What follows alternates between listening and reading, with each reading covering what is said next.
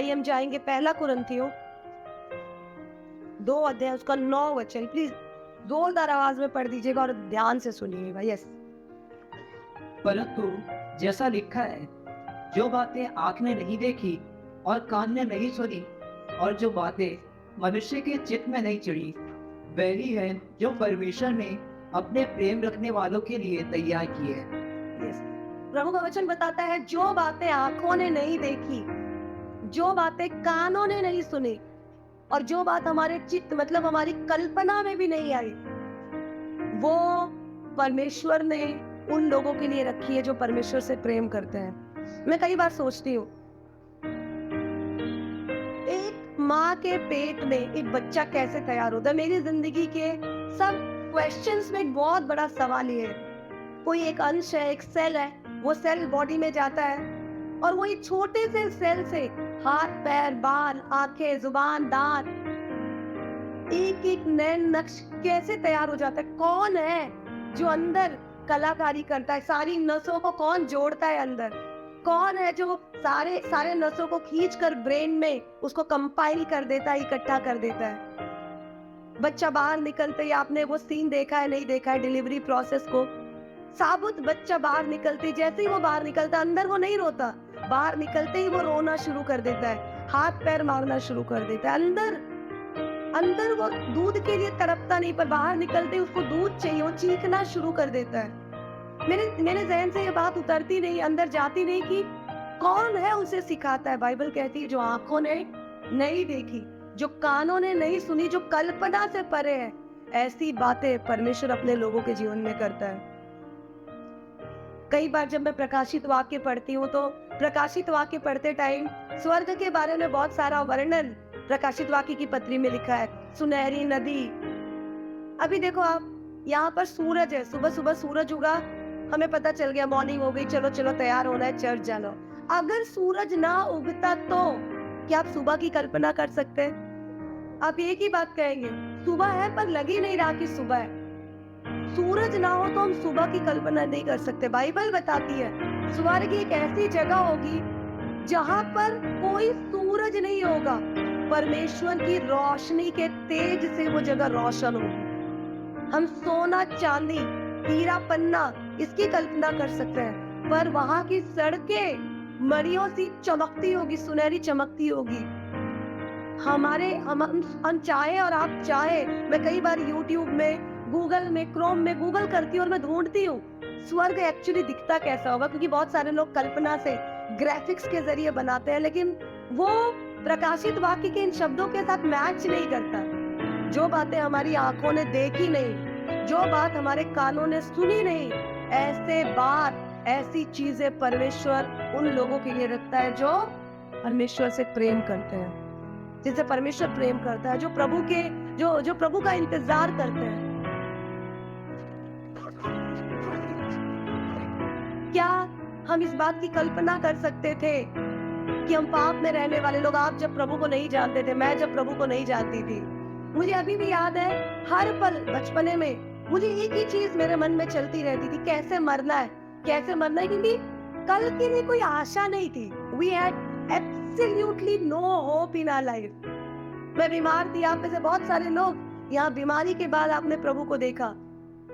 कभी भी मन में आता था कि इतनी बड़ी बीमारी से हम चंगाई पाएंगे, एड्स हो गया, कैंसर हो गया, हमें लगता था कि अब तो बस दवाई पे चलना है। बहुत सारे लोग यहाँ गवाही देते हैं अपनी शादीशुदा जिंदगी की कि प्रभु ने उनकी जिंदगी को किस तरीके से बदल दिया।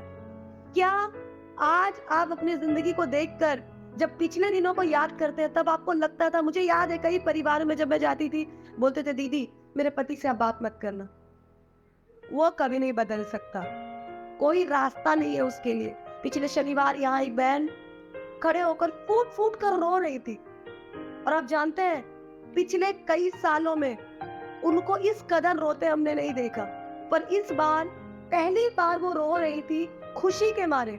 आज तक वो रोती थी दुख के मारे। दुख इस बात का कि वो बहुत दुखी परिस्थिति में उन्होंने प्रभु को जाना।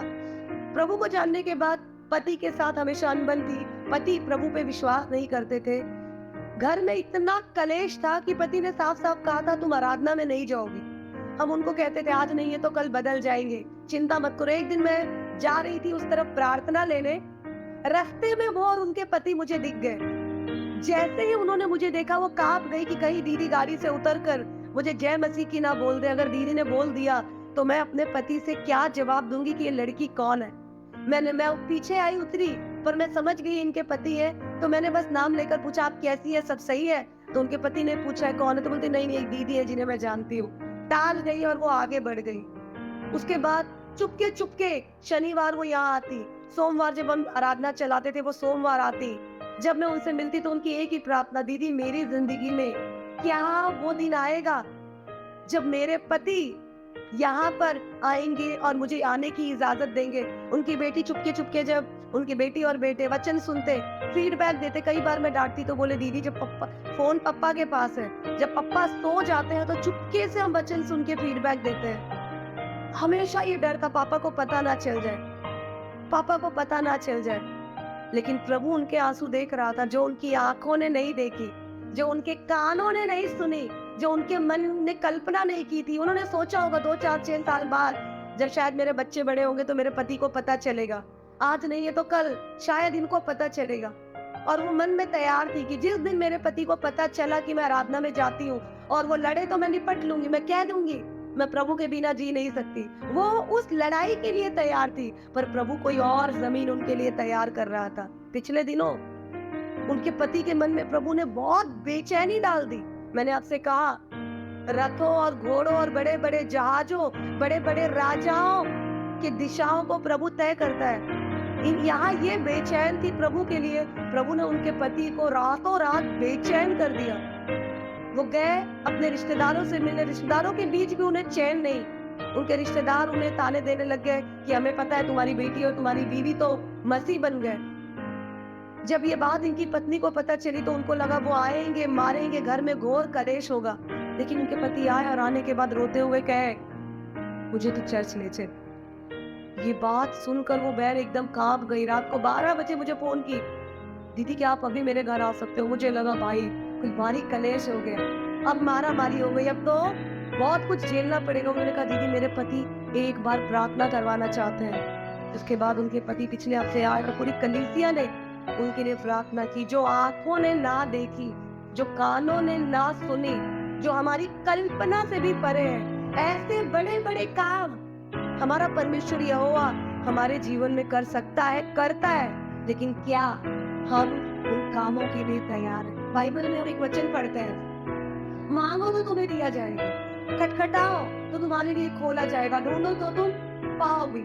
हमने इस वचन को रट लिया अच्छे से, मत्ती 7 में आएंगे, अच्छे से रट लिया और हम जब देखो हाथ पसार के मांगते रहते हैं, मांगते रहते हैं। उसके बाद हम रोते हैं प्रभु मैं मांग तो रहा हूँ पर मुझे कुछ मिलता नहीं, मैं मांग तो रहा हूँ मुझे कुछ मिलता नहीं। तूने कहा जो आंखों ने ना देखी कानों ने ना सुनी उससे बढ़कर तू मुझे देगा, कब देगा मेरे प्रभु?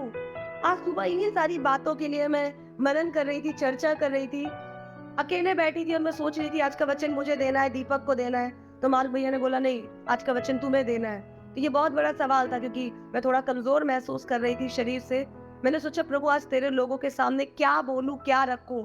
तब प्रभु ने मेरे सामने इस बात को रखा और इस बात के साथ एक बाइबल में जीता जागता उदाहरण रखा। दूसरा राजा 4 अध्याय 8 वचन में उस स्त्री के बारे में, आप घर जाकर पढ़ लीजिएगा, अभी सुन लीजिए। उस स्त्री के बारे में प्रभु ने रखा। एक शहर में एक स्त्री थी, वो जवान थी पर उसका पति बूढ़ा था। वो स्त्री बांझ थी, घर में कोई औलाद नहीं है, खाने पीने का इंतजाम बस चल रहा है। उस गांव में प्रभु का दास एलीशा प्रार्थना के लिए, प्रभु के काम के लिए आया जाया करता था। जब ये स्त्री इस दास को देखती, ये हमेशा इसे अपने घर बुलाती कि तुम आओ और मेरे घर खाना खाओ, तुम आओ और मेरे घर खाना खाओ। तब ये अच्छे से जानती भी नहीं थी कि ये प्रभु का दास है। वो एलीशा को बुलाती और खाना खिलाती। एक दिन उसने अपने बूढ़े पति से कहा कि जी क्यों ना हम अपने घर पे कोठरी बनाए, ये प्रभु का दास जब आता है यहाँ वहां टिकता है, क्यों ना हम एक कोठरी बनाए और इस प्रभु के दास को जब ये हमारे गांव आए हम इसको अपने घर रखें। पति भी उसकी बात मान गए और बात मानने के बाद पति ने जो पूंजी थी लगाया और एक कोठरी बनाई, एक कमरा बनाया और अब जब भी वो प्रभु के दास उस गांव में आते, वो लोग प्रभु के दास एलीशा को अपने घर में ठहराते। एक दिन जब उसने खाना पकाया और प्रभु एलीशा को खिला रही थी, तब एलीशा ने उसके अंदर की एक कमी को महसूस किया और एलीशा ने कहा, सुन, क्योंकि तूने मेरी सुधि ली, इसलिए तू याद रखना, तू बांझ है ना, क्या तुझे पुत्र चाहिए? वो औरत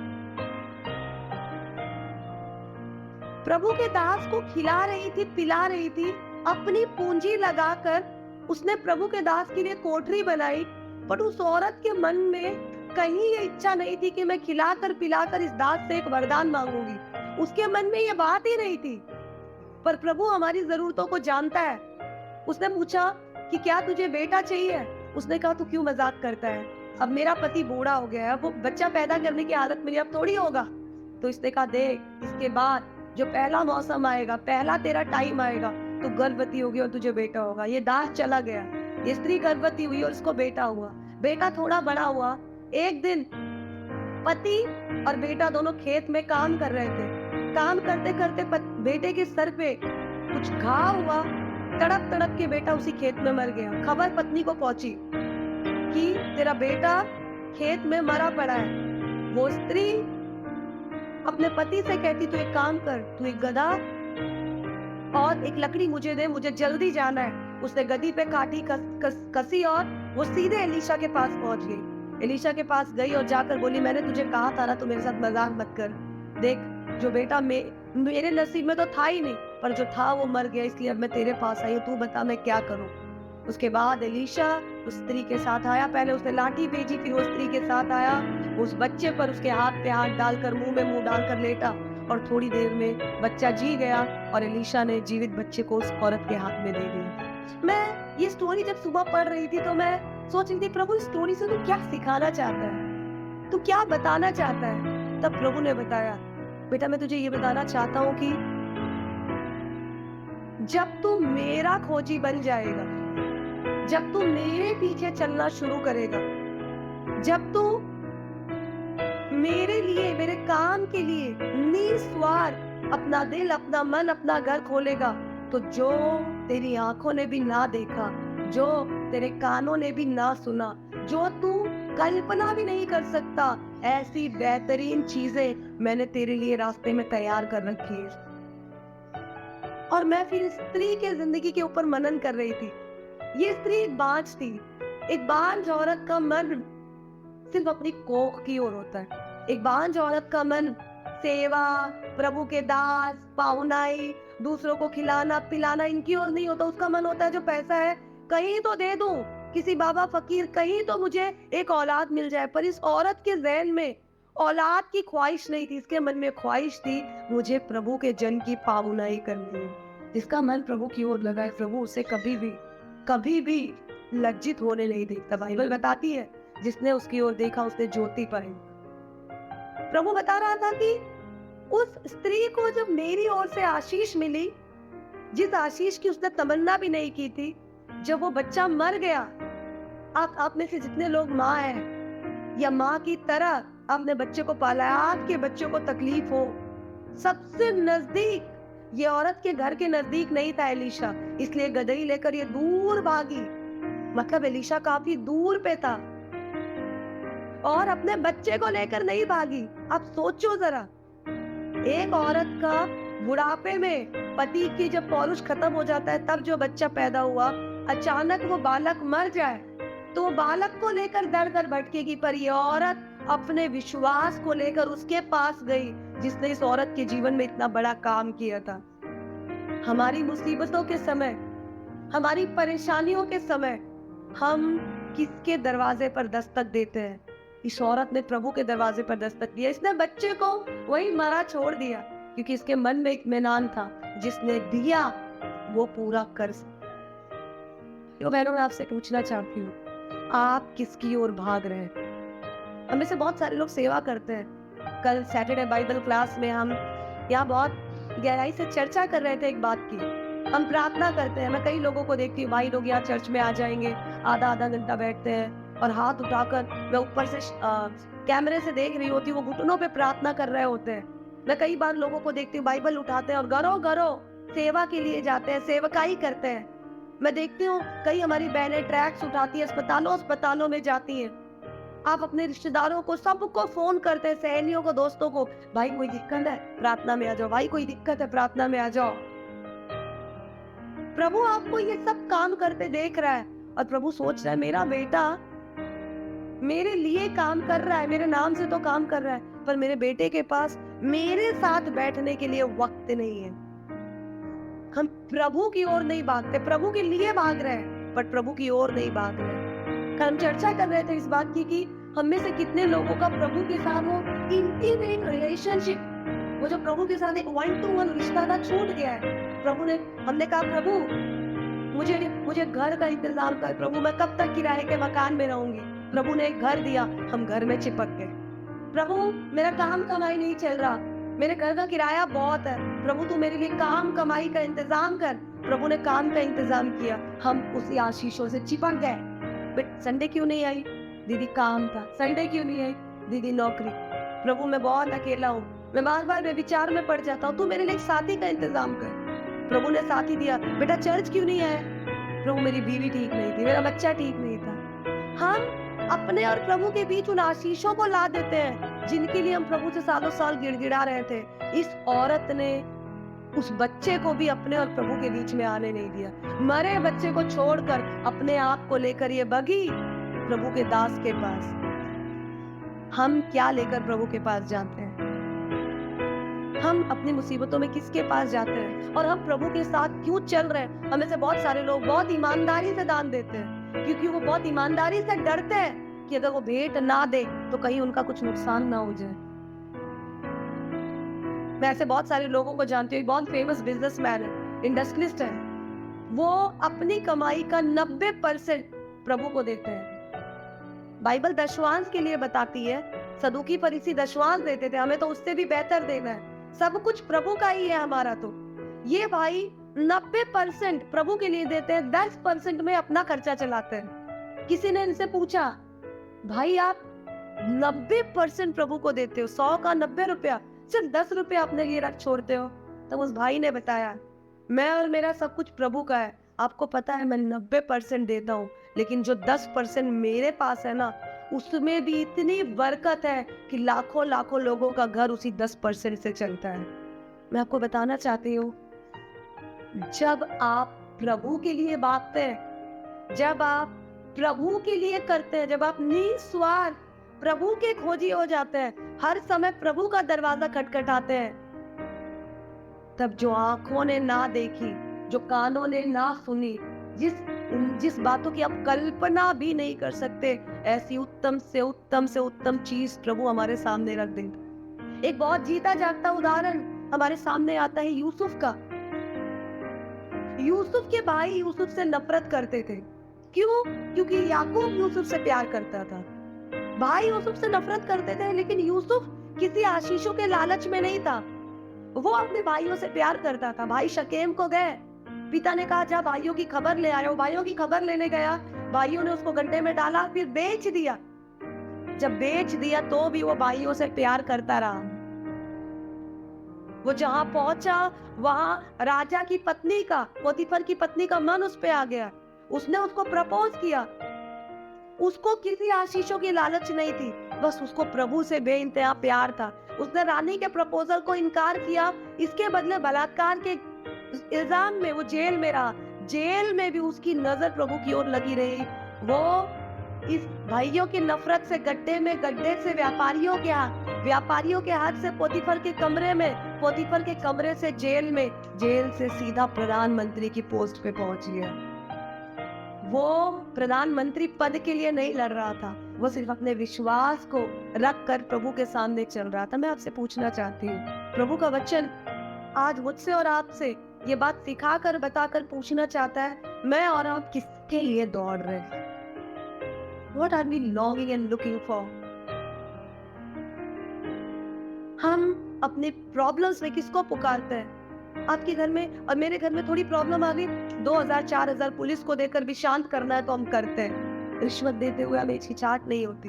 थोड़ा सा फाइनेंशियल प्रॉब्लम आ गई, ब्याज पे लेन देन करते हुए हमें हिचकिचाहट नहीं होती, किसी ने धक्का मार दिया 4 गालियां देते हुए हमें हिचकिचाहट नहीं होती। करते हैं जो थोड़ा बहुत प्रभु के लिए, वो रिश्वत की नहीं है, ताकि प्रभु को भी हम सेट करके रखें। ये औरत अपने बांझ पर अपनी बदनामी सबको त्याग कर सिर्फ इस बात में लगी थी कि यार प्रभु का दास है, इसकी पाहुनाई करनी है। जब हम निस्वार्थ प्रभु के पीछे लग जाते हैं, जब हम अपनी जरूरतों में पहली दौड़ हमारी प्रभु के पीछे होती है, तो मैं आपको बताना चाहती हूँ, जवान शेरों को तो गटी हो जाएगी। पर अगर आप वो डरवैये हैं जैसी ये स्त्री थी, आप वो डरवैये हैं जैसा यूसुफ था, आप वो डरवैये हैं जैसा शद्रक मेशक अबेदनगो था, वो डरवैये हैं जैसा दानियल था, तो मैं आपको बता रही हूँ जवान शेरों को तो गति हो जाएगी। आप जानते हैं शेर नहीं, जवान शेर। जवान शेरों में इतनी ताकत होती है, मैंने आपको पहले भी बताया था, शेर की दाढ़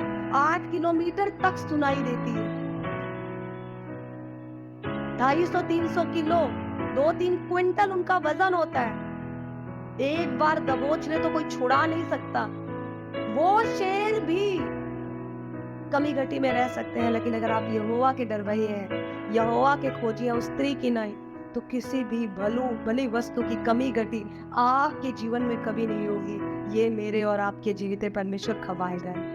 इसलिए आइए कलीसिया, जब हम आज इस वचन को सुनते हैं तो अपनी आंखों को बंद करें और एक बार गहराई से हम इस बात को सोचे, हम किसके खोजी हैं, हम किसको पुकारते हैं, हम कौन सी दौड़ में दौड़े जा रहे हैं, हम किसकी चाकरी कर रहे हैं, हम किसको मस्का पॉलिश लगा रहे हैं, हम किसके तलवे चाट रहे हैं।